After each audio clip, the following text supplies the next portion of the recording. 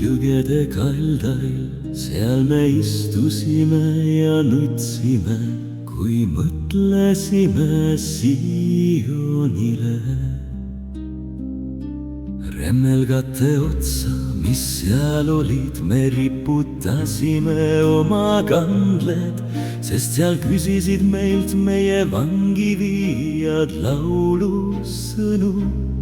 Ja meie piinajad rõõmulaule, laulge meile Sioni laule, kuidas me võime laulda issanda laulu võõral pinnal.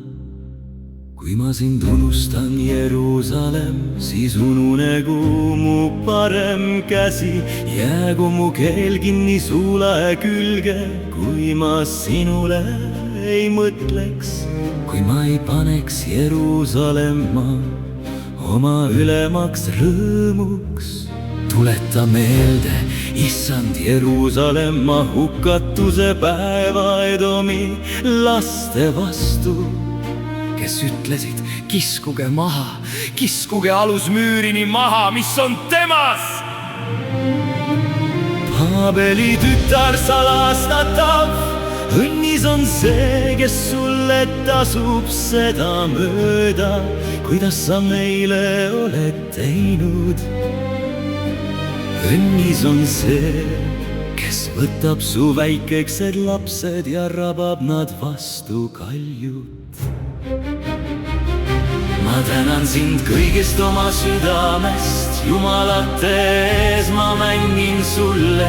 Ma kummardan su püha templi poole ja tänan su nime, su helduse ja ustavuse pärast, sest suuremaks kui on kõik su kuulsus, oled sa teinud oma tõotuse. Sel päeval, mil ma appi hüüdsin, vastasid sa mulle, sa tegid mind julgeks, mu hinges on tugevus. Sind, issand, tänavad kõik ilmamaa kuningad, kui nad kuulevad sinu suutõotusi ja nad laulavad issanda teedel, et suur on issanda au. Sest issand on kõrge ja näeb madalat, aga kõrgi ta tunneb kaugelt ära.